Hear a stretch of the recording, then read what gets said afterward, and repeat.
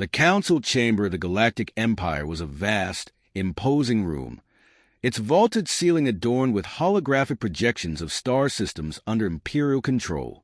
At the center of the chamber stood General Xorath, a towering figure with emerald skin and deep-set eyes that glinted with both wisdom and frustration. His ornate armor, etched with the sigils of his minor empire, reflected the sterile glow of the room's lights. Around him, the Empire's most powerful leaders sat in judgment, their faces a mix of boredom and disdain. "Let humanity remain neutral," Xorath began, his voice resonating across the chamber like a distant storm. "Pushing them into this war will not end as you believe." The Arbiter, a sharp-featured imperial overseer draped in ceremonial robes, raised a hand to silence the murmurs of the council. "General Xorath," the Arbiter said, his voice clipped and condescending, "humanity is a backwater species. Their neutrality is a convenience we no longer require. Their resources and strategic positioning are of far greater value to the Empire." Xorath took a step forward, his gaze unwavering. "You see them as weak because they lack the size of your fleets or the scale of your conquests. But I have observed them closely. Humanity is not like the others you have subjugated. They are adaptable, fiercely united under threat, and relentless when cornered.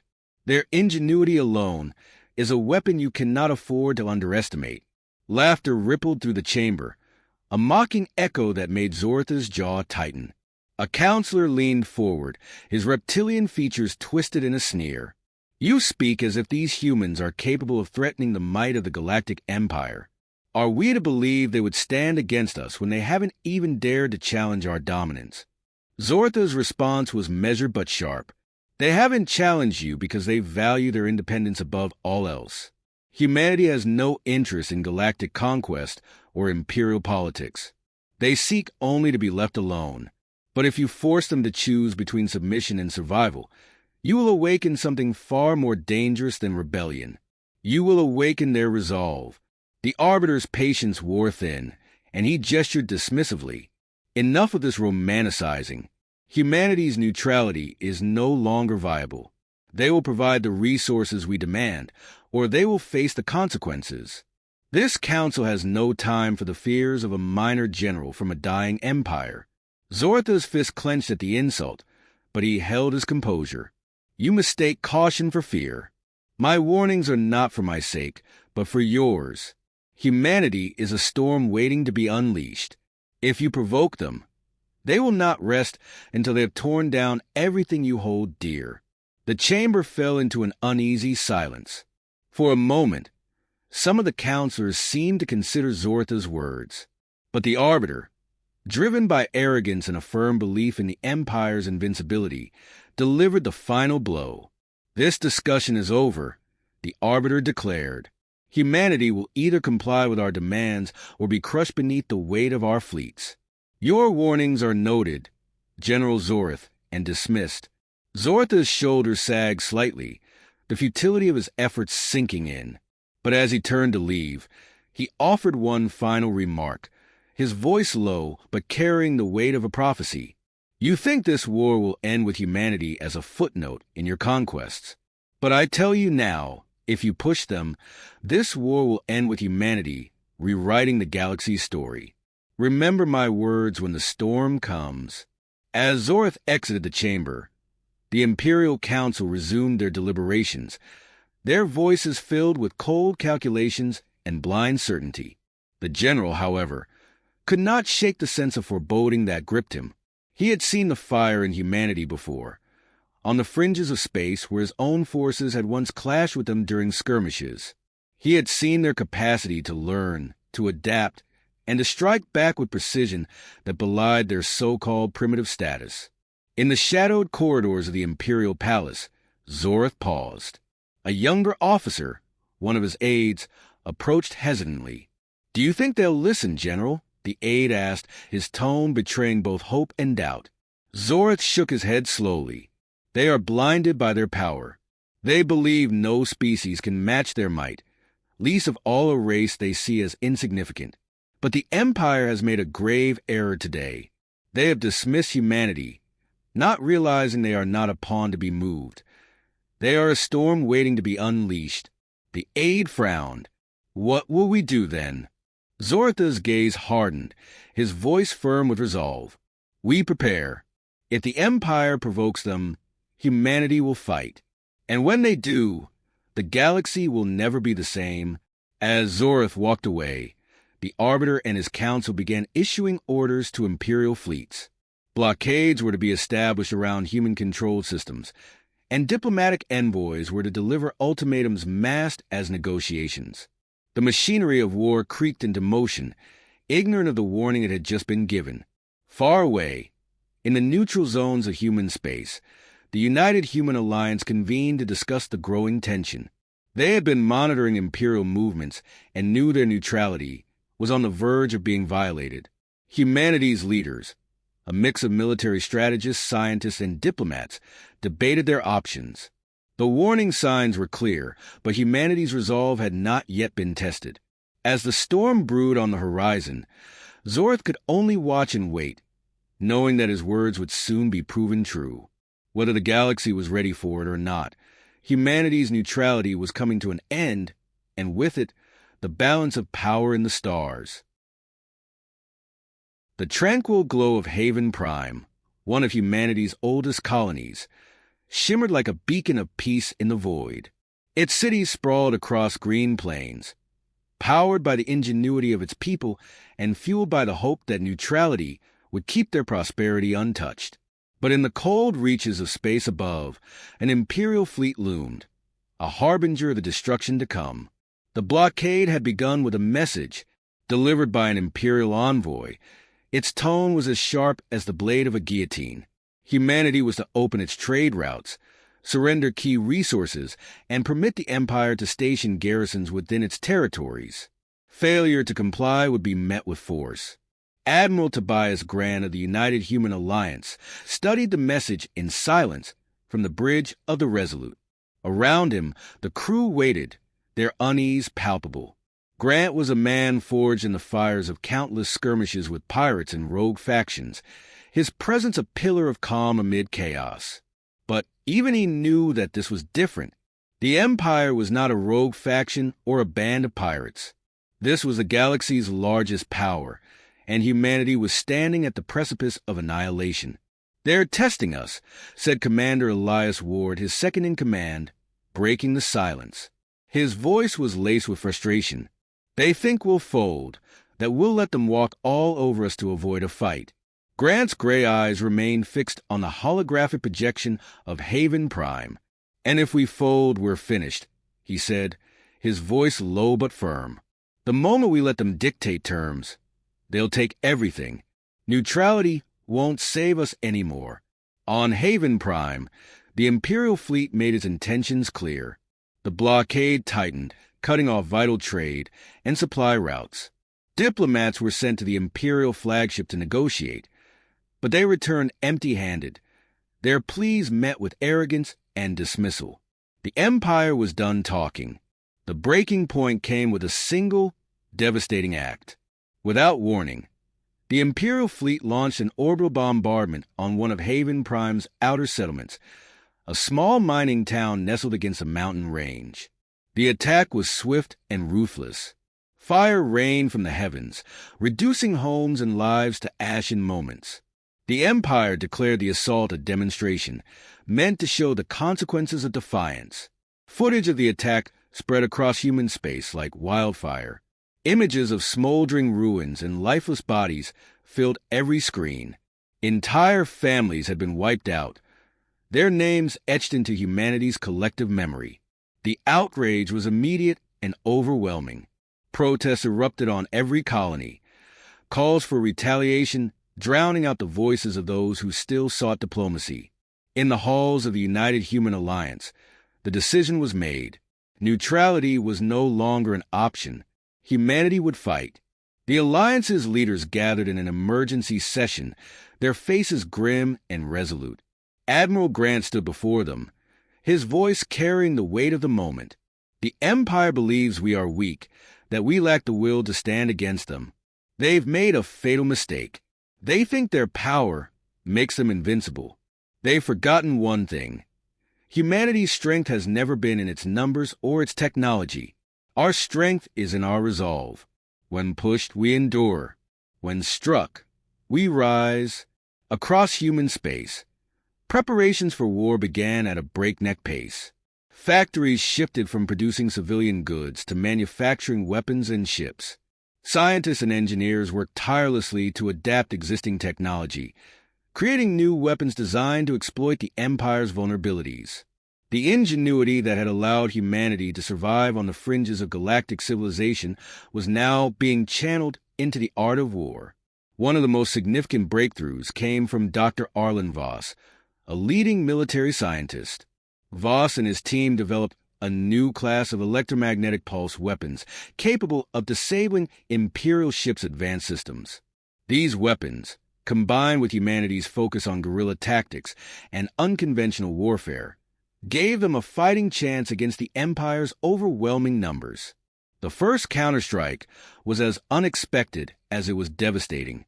A fleet of human warships, equipped with the newly developed EMP weapons, ambushed an Imperial supply convoy near the Outer Rim. The attack was surgical, swift, and brutal. Imperial ships were left dead in space, their systems fried and their crews captured. It was a small victory, but its significance was monumental.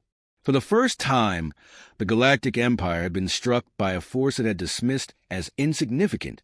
Admiral Grant watched the aftermath of the ambush from the bridge of the Resolute. The crew erupted in cheers, but Grant's expression remained solemn. "This is just the beginning," he said quietly to Commander Ward. "The Empire will come back stronger, and they'll make us pay for this. But now they know we won't go quietly." General Xorath, stationed on an Imperial ship observing the war's early stages, watched the reports of the ambush with a mix of admiration and dread. "They've underestimated them," he muttered under his breath. He had warned the Council, but they had refused to listen. Now, the humans were proving him right in the most violent way possible. As the flames of rebellion spread, humanity's resolve only grew stronger. The Empire's arrogance had ignited a fire that could not be extinguished. The catalyst had been set, and the galaxy was about to witness the full force of a united humanity. The stars burned cold and indifferent, a silent audience to the maelstrom unfolding in the void. The Galactic Empire, vast and unyielding, had thrown its full weight against humanity. The fleets they sent were armadas of overwhelming force, armed with weapons that had cowed countless species into submission. But this time, the Empire was facing something it did not fully understand. A species that had been underestimated, provoked, and cornered. Admiral Tobias Grant stood on the bridge of the Resolute, surrounded by the faint hum of activity from his crew. Before him, the tactical display projected the chaotic dance of a battlefield, a massive Imperial fleet pressing hard against human defensive positions. Grant's jaw tightened as he observed the uneven odds.